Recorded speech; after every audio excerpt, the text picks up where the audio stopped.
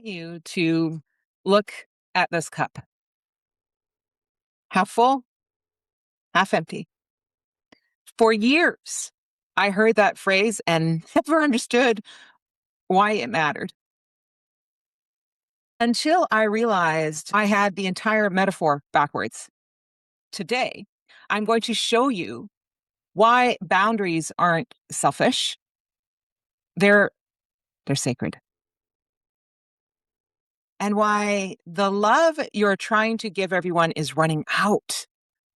Not because you don't have enough of it, because you've been pouring from a cup that was never full to begin with.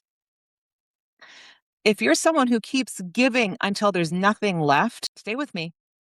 And if this lands, hit subscribe, because this is week 2 of a 5-week series on rewiring the patterns that keep you stuck in reaction instead of choice. Here's the cup. Well, not quite full to the rim, but you get it. If I take a sip, what happens? The cup is less full. And if I keep sipping, sip after sip after sip, there's less and less in the cup.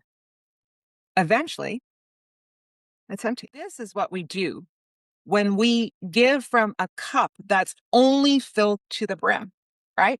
Only to the brim. We think we're giving generously. We think we're loving. Here's the shift. What if the cup wasn't meant to stay at the brim? What if it was meant to overflow?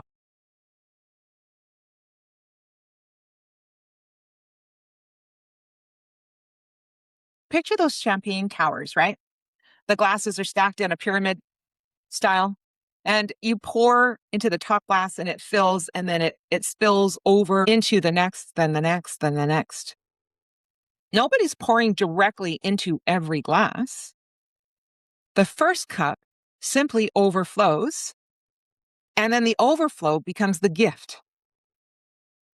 That's the difference between giving from a cup that's full and giving from a cup that's overflowing. One depletes you, the other multiplies. So ask yourself, is my cup at the brim or is it overflowing? Just take a breath right now. Using the extended breath, we've had lots of practice in this now. And notice in this moment, do you feel full or do you feel like you're already giving from empty? And whatever you notice, that's information. Nothing to fix, just noticing. So I have a friend who comes in and out of my life, not consistently, not on my timeline. Sometimes it goes for weeks and sometimes even longer. The old me would spiral the moment that happened. I'm not good enough. I'm not worthy. But something shifted. I noticed I wasn't spiraling. I was simply loving. Overflow doesn't ask anyone to stay in order, to keep flowing. It just flows. That story would run for days. I'd replay every interaction, looking where I went wrong, what I could have done differently, why I wasn't enough to make someone stay close.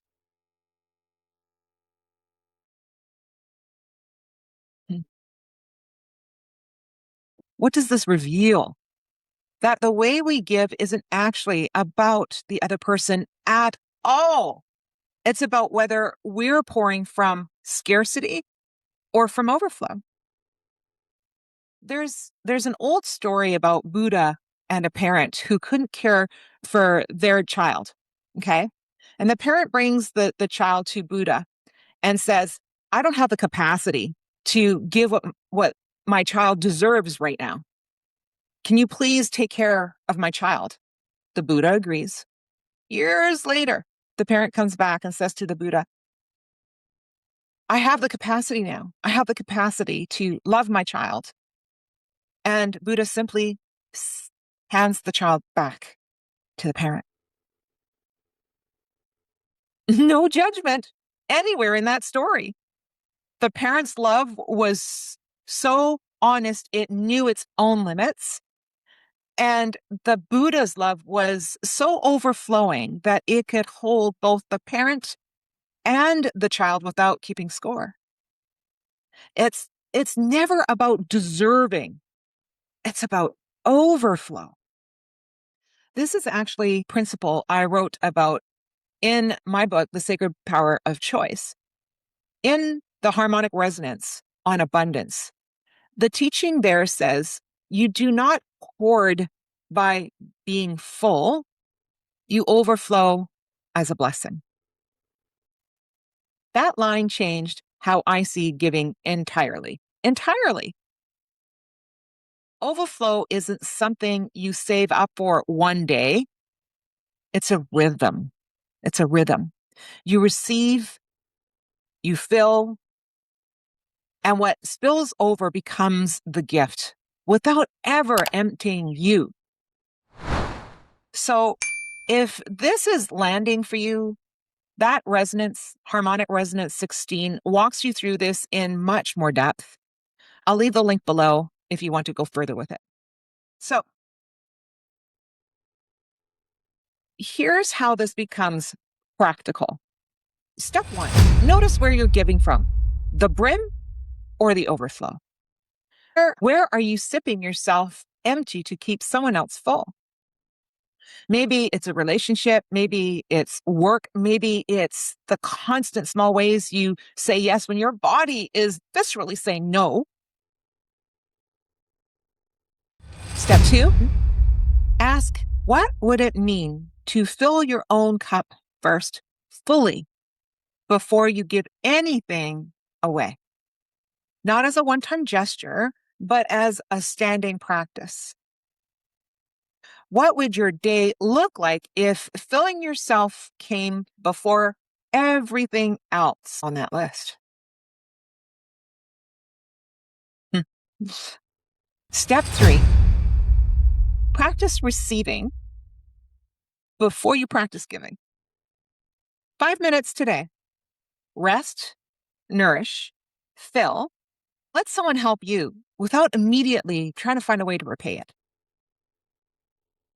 And step 4, notice what changes when you give from overflow instead of obligation. It feels remarkably different. It costs you nothing. There's no resentment hiding underneath it because nothing was taken from a place that needed protecting. Right now, place your hand on your heart, close your eyes if you like, you feel safe.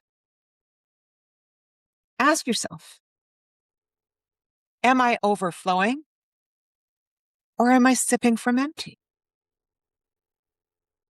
Whatever arises, that's your starting point. One of my clients told me after this exact teaching, I didn't realize I'd been measuring my worth by how empty I let myself get.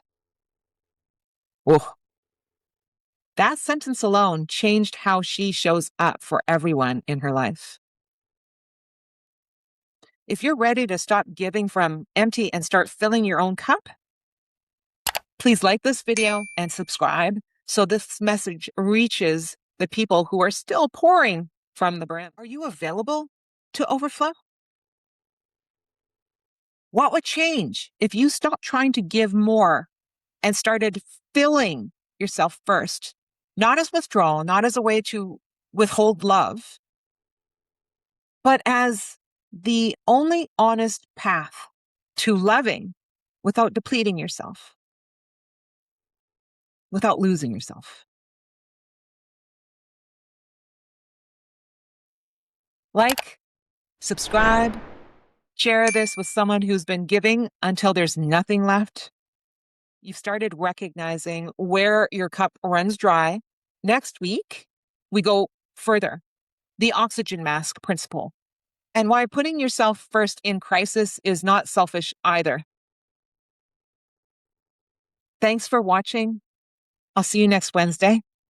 Much love.